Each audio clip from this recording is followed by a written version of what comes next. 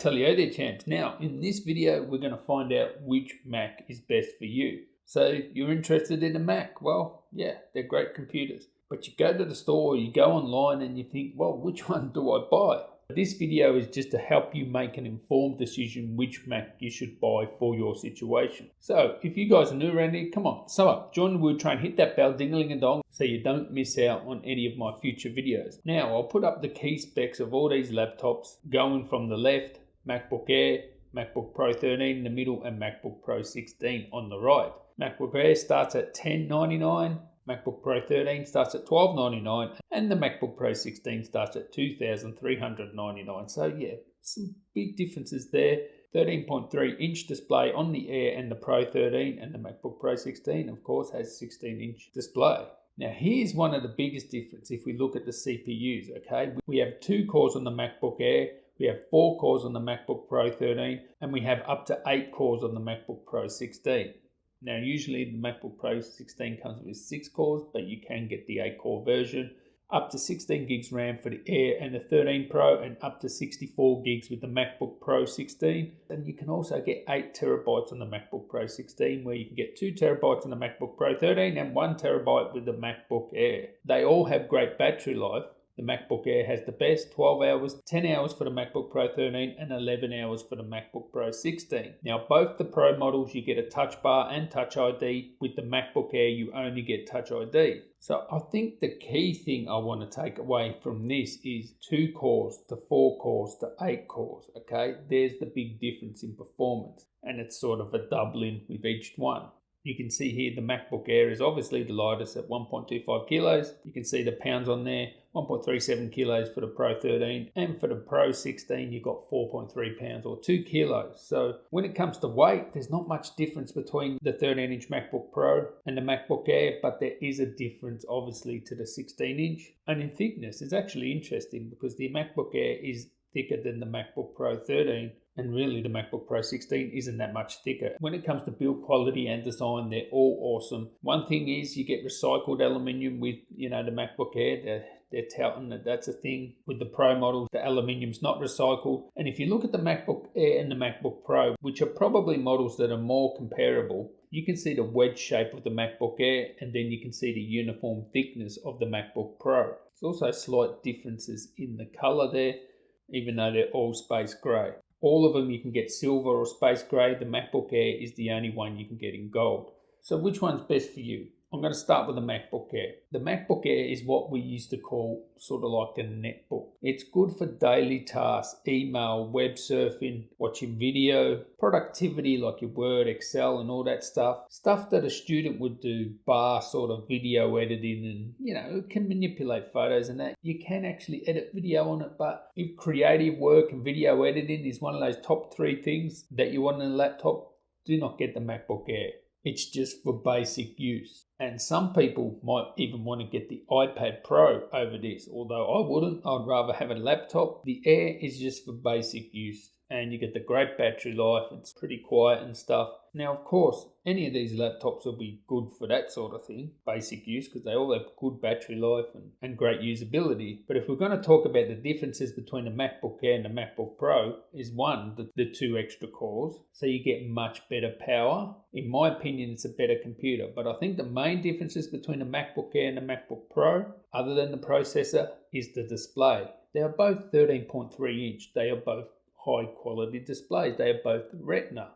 But the MacBook Pro has a superior display, without a doubt. It is not only 25% brighter, 400 nits versus 500 nits, it also has a wider color gamut. So we're talking 100% P3 versus 100% sRGB. So it's brighter, wider color gamut. It is sharper, has better contrast.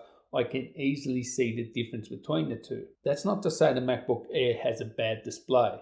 It doesn't. It is a really good display, and compared to some of the PCs that come out with full HD displays, it is superior to most of those. But compared to the MacBook Pro 13, no. So if I have a look here closer at the displays, the MacBook Air on the left and the MacBook Pro on the right, you can see the text is sharper on the MacBook Pro 13. I hope the camera picks that up, but I can clearly see the text is sharper. Now this is interesting to me because they are both the same resolution and all the displays have True Tone technology, so you don't miss out on that. But you can clearly see if you look at even both displays with the same wallpaper on, better color definition, better contrast, it is brighter and it just looks better. And if you have a look here, all the screens together, I expose for the brightest one, so obviously you can tell the difference in brightness here. Now the MacBook Pro 16 has the best display, just simply because it's bigger. It's virtually the same display as the MacBook Pro 13, but bigger. Now you get less pixels per inch because it is a bigger display, and you don't get a doubling of the pixels with the 16 inch. So to me, the 13 inch looks sharper. That's just because it's a smaller display, but they are both high quality displays. The 13 inch MacBook Pro and a 16 inch MacBook Pro, they are both Pro standard. The MacBook Air, just not quite as good as those, but still a good display. So if you're doing any creative work, video editing, stuff like that, you'd want any of the MacBook Pros just because of that wider color gamut, brighter displays. That's what you want. Now when it comes to ports, you have two Thunderbolt 3 ports on the MacBook Air and the MacBook Pro 13. I'll get onto the two versions of the MacBook Pro 13 in a sec, because one of them you can get 4 Thunderbolt 3 ports, but on the MacBook Pro 16 you get 4 Thunderbolt 3 ports.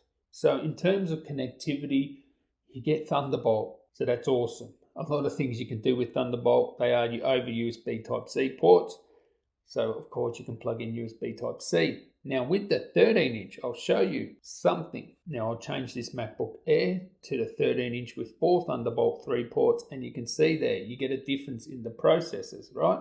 With the MacBook Pro 13. So the first two here are MacBook Pro 13. One of them with the 15 watt CPUs, one of them with the 28 watt CPUs. Obviously the 28 watt CPUs are the faster ones, you know, the 2.4 and the 2.8 on the left has the MacBook Pro 13 on the left has 4 Thunderbolt 3 ports and the faster 28 watt CPUs. Now the one I have has the 15 watt CPU and has 2 Thunderbolt 3 ports. So which MacBook Pro 13 should you get out of these two? I prefer the 15 watt one. Even though it might seem that, you know, they got less powerful CPUs, they're still quad core. These 15 watt parts can crank up. They can crank up really fast. Now there is a difference in the cooling with the 28 watt quad core and the 15 watt quad core. So the 28 watt quad core is louder. Also because it has an extra 2 Thunderbolt 3 ports, so that's an extra Thunderbolt 3 controller, it needs the extra cooling as well, not just for the 28 watt CPU. So it's going to get hotter, it's going to make more noise, and the difference in performance between the two, there's not that much. They're both quad cores, they both can crank up, and I honestly prefer the 15 watt version. The only downside to the 15 watt version is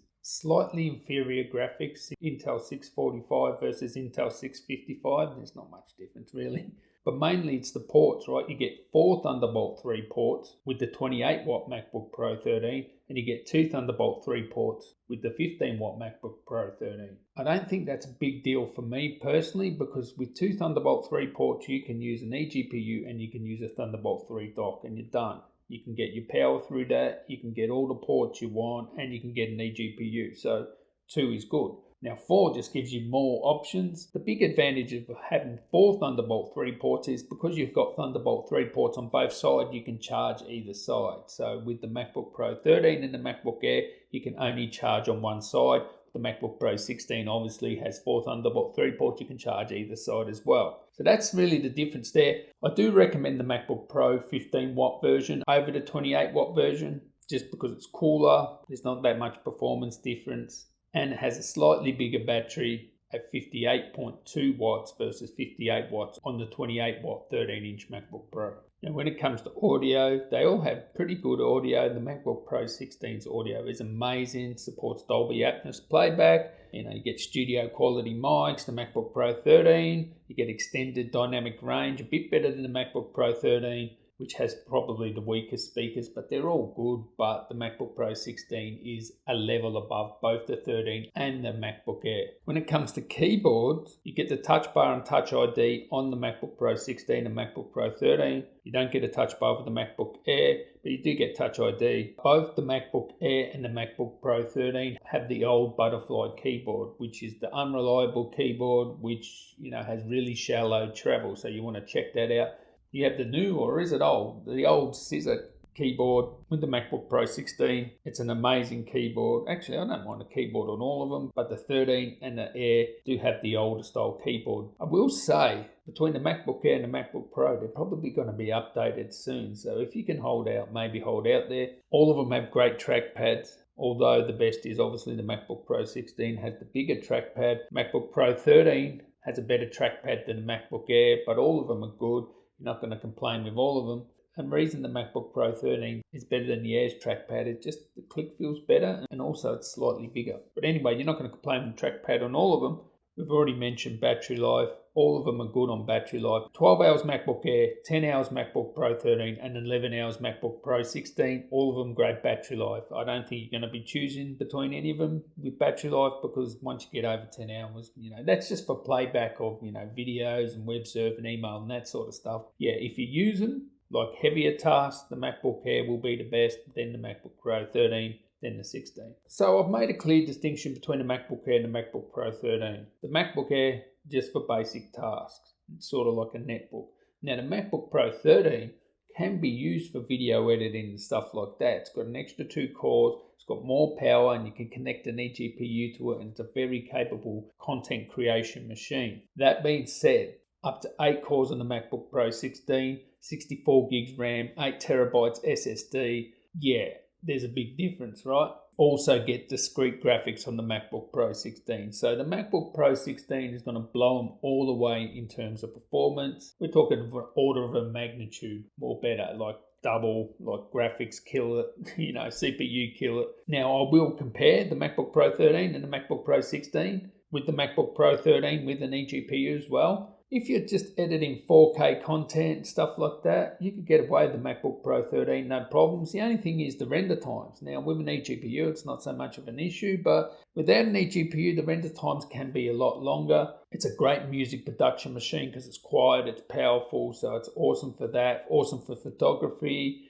Actual fact, you could get away with the MacBook Air for photography if you're just using Lightroom, although you would want the MacBook Pro just for its wider color gamut, better display. The way I see it between the MacBook Pro 13 and the MacBook Pro 16 is, do you need the portability of the 13? If you can live with the 16 inch and you got the budget for it, it is a much better computer. You get a bigger display, you get more power, you get graphics power, you can actually game on it too.